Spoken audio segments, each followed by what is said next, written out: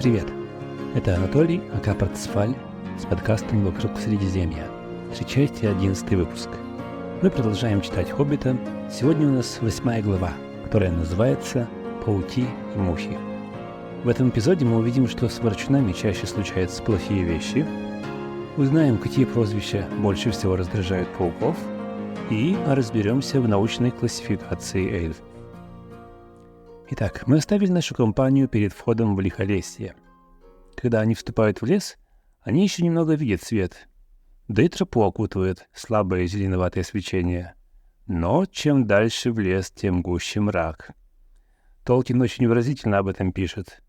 Прошло совсем немного времени, и гномы возненавидели этот лес. Гномы, которым вообще-то не привыкать к подземельям. У себя дома они проводили порой по много дней без солнца.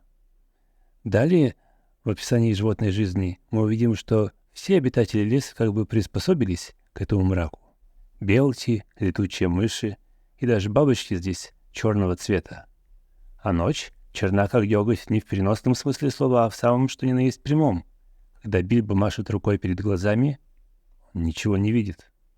Зато он видит неподалеку зеленые, красные и желтые глаза. А иногда эти глаза нависают над ним. Но и различные шорохи, непонятно кого. И это продолжается много дней. Толкин умело создает атмосферу страха и саспенса, напряжения. Не знаю, как бы я смог заснуть, зная, что в любую секунду на меня сверху может свалиться неведомо что. Но в конце концов на какой-то день их пути тропу им преграждает бурный поток. Конечно же, все они помнят предупреждение Биорна о том, что эта речка зачарованная. Но тут Бильбо, у которого зрение оказывается гораздо острее гномьего, замечает на другом берегу лодку. Гномы с помощью веревки и крюка подтягивают лодку к себе и начинают переправляться на другой берег, предварительно разделившись на группы из 4 и оставив Бомбура, самого упитанного из них, как последнего, вместе с Двалином. Тому, естественно, это не нравится. Чего это я все время последний да последний? Надоело! Хватит с меня! На что Торин ему отвечает: «А нечего быть таким толстым. Ты же один половину лодки займешь. И не ворочи попусту, а не то с тобой случится что-нибудь нехорошее». И тут в самом деле происходит что-то нехорошее, как замечает автор. И мы сейчас поговорим об этом, только заметим, что это происходит в то время, как Бомбур все еще недовольно ворчит. Не знаю, связано ли несчастье с этим фактом, но на месте ворчунов я бы призадумался. Что же, однако, случилось? Когда Бомбур выходит из лодки, на тропе впереди слышится стук копыт, и из мглы вылетает олень, который врезается в гномов и перепрыгивает через поток.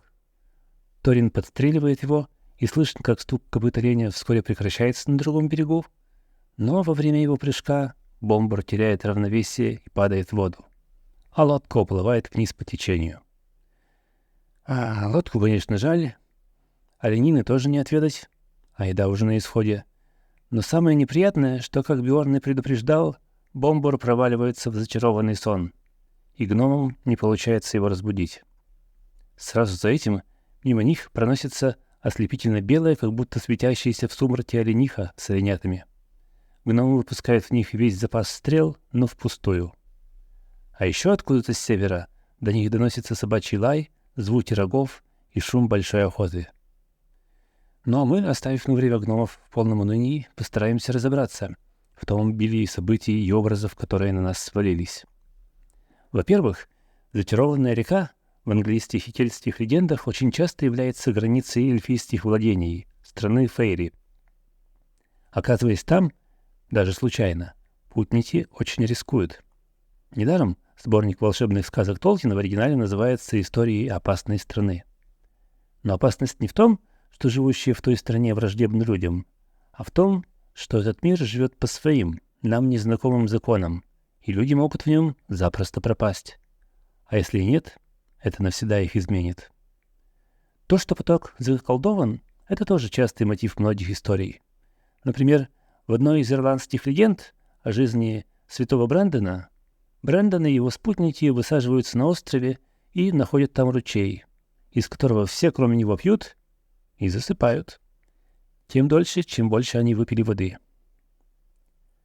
Во-вторых, в шуме большой охоты Ясно слышится отзвук еще одного традиционного сюжета – охоты в сказочном мире фейри. Он встречается, например, в древнеанглийской поэме «Сэр Орфео», которую, между прочим, Толкин сам перевел на современный английский язык. В ней рассказывается о том, как король эльфов похитил у музыканта сэра Орфео жену.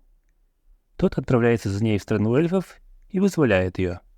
А в своих странствиях по стране эльфов сэр Орфео не раз встречается с охотящимся королем эльфов, но видит его как бы сквозь некий прозрачный покров, отделяющий наш земной мир от потустороннего. Наконец, появление животных белого цвета, особенно оленей, в английских преданиях предвещает близкую встречу с существами из другого мира, в данном случае с эльфами. Охота же на них может привести к несчастью. Например, в одной из историй Марии Французской главный герой, Гуйгемар, подстреливает белую олениху, но стрела отскакивает и ранит его, а олениха накладывает на него проклятие. Вспомним, что несчастье с Бомбором тоже происходит именно тогда, когда Торин попадает в оленя. Так что, если в своих путешествиях вы когда-нибудь пересечете реку, а затем услышите звуки охоты и увидите белого оленя, вы знаете, чего не делать.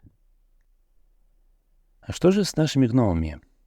Они, уставшие и изголодавшиеся, вынуждены нести тяжелую поклажу, но не еду, а толстого Бомбора. Невыгодный обмен. К тому же они не знают, сколько им еще идти. Автор замечает, что если бы они знали, как истолковать случившееся с ними, они бы поняли, что находятся уже недалеко от восточного края леса, рядом с владениями эльфийского короля. Но гномы мало знали об этом, и поэтому единственное, что пришло им в голову, это отправить взломщика забраться на дерево и оглядеться, чтобы понять, где они находятся. К сожалению, эта миссия оканчивается провалом. Будь Бильбо чуть-чуть повнимательней, он наверняка сообразил бы, что дуб, на который он вскарабкался, хоть и в самой высоте в округе, стоит почти на самом дне чашеобразной низины, и поэтому даже с самой его верхушки нельзя было увидеть, где кончается лес. Этому мешали деревья, росшие по склонам и по краю чаши. Единственное, что немного облегчило их положение, так это то, что Бомбор просыпается. Хотя в таком настроении, что лучше бы, наверное, и не просыпался. Во-первых, он забывает все, что произошло с ними с начала их похода, а во-вторых, он без остановки говорит о увиденном им сне. «И зачем я только проснулся? Я такой замечательный сон видел. Мне снилось, что бреду я по лесу, очень похожему на этот, только на деревьях факелы горят, фонарики на ветвях качаются, а на земле пылают костры, и пир идет горой и никогда не кончается.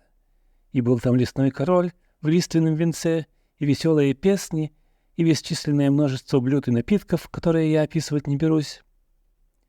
Но когда Бомбор уже почти достал их своими жалобами, оказывается, что его сновидение не просто сон, а, возможно, что-то иное. Впереди и слева от тропы они видят огоньки, которые оказываются факелами и кострами, и расчищенную полянку. На полянке было полным-полно народу, не как эльфы, в зеленых и коричневых одеждах. Эльфы широким кругом сидели у костра на распиленных стволах, а по краям полянки на деревьях были укреплены горящие факелы. И что самое замечательное, эльфы ели, пили и весело смеялись. Мы понимаем, что сон Бомбора был не просто продуктом его голодного желудка, а эльфийским волшебством, давшим ему видение мира фейри. И теперь вспомним. Я говорил, что соприкосновение с этим миром может быть небезопасным, потому что человек может потерять себя. Мы видим, что Бомбора это видение меняет. И он только и хочет, что вернуться в него, в тот мир, в котором он может вечно испытывать блаженство. Это прямо матрица какая-то. Но когда гномы пытаются вступить в этот круг света, еды и веселья, пламя мгновенно затухает, и гномы оказываются в кромешной тьме. Бомбор и его товарищи обнаруживают, как и многие смертные в сказках, что бесполезно пытаться ворваться в фейри силой без приглашения. Когда огни зажигаются вновь, гномы делают вторую попытку и выталкивают Бильбо в круг огней. Теперь эльфы не только исчезают, но и погружают Бильбо в зачарованный сон, как это случилось ранее с Бомбором. А в следующий раз вперед выступил Торин. Когда огни вдруг погасли, он рухнул на землю, словно сраженный неведомой силой. И так как это уже повторение в третий раз вторжения во владение эльфов, многие могут догадаться, что просто исчезновением и зачарованным сном дело не обойдется. Действительно, к нему подбежали лесные эльфы, связали его и утащили с собой. Мы не должны забывать, что в Лихолесье действуют две разных силы — зловещая тьма и сверхъестественная волшебная магия, и их не стоит смешивать, хотя они могут показаться схожими. С одной стороны, это владение эльфов, страна Фейри, с другой — удушающая тьма и черные существа. Еще раз, мы не должны путать эти две силы, они враждуют друг с другом. Эльфы — не злой народ, они не вызвали тьму леса, они ей пытаются противостоять. Но да, для непрошенных гостей их страна может оказаться опасной. Ну а что же происходит с остальными гномами? Этого мы не видим, потому что мы смотрим на ситуацию глазами Бильбо, а он видит только кромешный мрак. Мы слышим, что сначала гномы зовут друг друга и Бильбо, но потом их голоса становятся все глуше, а в конце концов ему кажется, что они уже не зовут никого конкретно, а просто зовут на помощь. А потом их уже совсем не слышно, и Бильбо остался один в кромешном мраке и в полном одиночестве. Вскоре мы узнаем, что они попали в плен к паукам. Любители творчества Толкина наверняка сразу вспомнят паучиху Шеллоп из «Властелина колец». Но откуда все эти пауки взялись? Обычно все темные существа, орки, гоблины и другие, являются творениями первого темного властелина Моргота. Но с прародительницей пауков Онголиант все немного сложнее. Она была его союзницей в убийстве древ Валинора, высосав из них весь свет. И она описывается как олицетворение тьмы в буквальном смысле. Некоторые утверждают, что изначально она была из числа тех, кого он склонил ко злу и привлек к себе на службу. Но она отвергла своего господина, желая подчиняться одной лишь собственной алчности, поглощая все вокруг, дабы заполнить пустоту внутри себя. Она жадно всасывала весь доходящий до нее свет и изрыгала его назад сплетениями черной паутины удушливого мрака. И, наконец, свет уже не мог проникать в ее жилище, и она голодала. Немного похоже на описание черной дыры, правда? Не буду давать слишком много спойлеров к Сильмариллиону, но в какой-то момент ее сила возросла настолько, что даже темный властелин пришел в ужас. Она набросилась на Моргота, и облако тьмы сомкнулось вокруг него, и Онголиант опутала врага своего паутиной липких щупалец, пытаясь задушить. Тогда Моргот издал душераздирающий вопль, эхо отозвавшийся в горах. Кому интересно, что произошло дальше, однозначно рекомендую прочитать «Сильмариллион». Однако интересно отметить, что в этом образе зло у Толкина предстает не просто как отсутствие добра, а как нечто, будто бы обладающее своим собственным бытием. Фигура Онголиант появляется у писателя еще в самых первых набросках его легенд, но думается, что это было не единственной причиной того, что он ввел фигуры пауков в нашу историю. В одном из интервью Толкин сказал: «Я добавил пауков во многом потому, что, как вы помните, эта книга была написана в первую очередь для моих детей, а один из моих сыновей, в частности, очень не любит пауков. Я сделал это, чтобы хорошенько напугать его, и это получилось». Не знаю, шутил тут Толкин или нет, но у его сына Майкла всю жизнь было глубоко укоренившееся отвращение к паукам. Тем не менее, этот эпизод является важным этапом взросления Бильбо. Если по возвращению из пещер ему приходится долго преодолевать свой страх, чтобы принять решение, что ради спасения гномов, может, придется возвращаться в подземелье, тут на помощь гномам он отправляется без колебаний. Может быть, его уверенности в себе помогло то, что он одержал свою первую боевую победу в схватке с пауком, и теперь он готов встретиться лицом к лицу и с остальными врагами. Эта глава называется «Пауки и мухи», и Бильбо понимает, что ему и гномам уготована роль мух. Но тут происходит внезапное изменение ролей.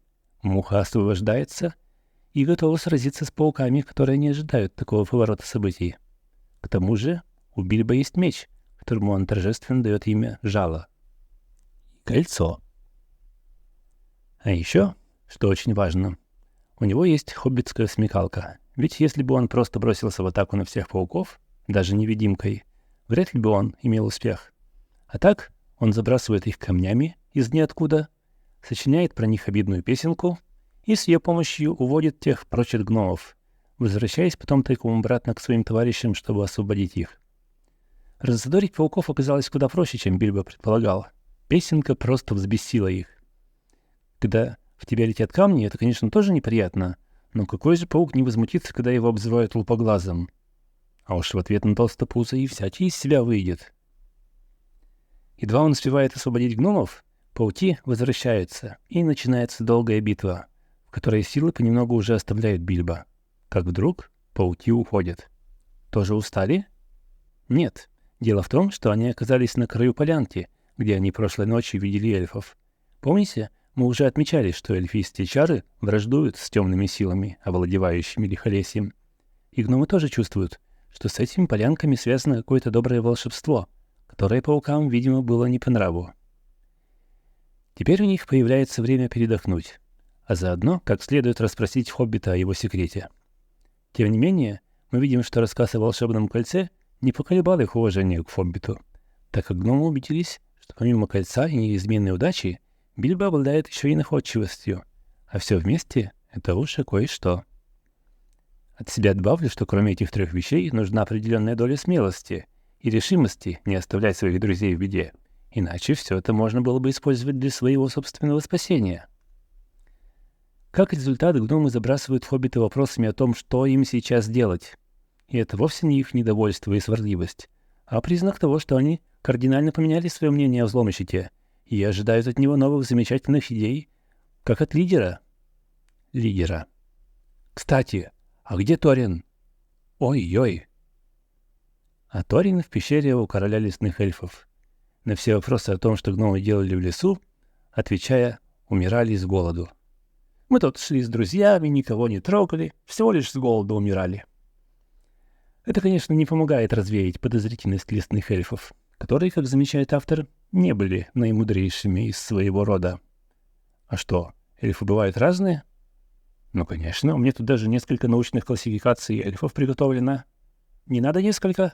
Ну ладно, возьмем самую известную, которую приводит здесь Толкин.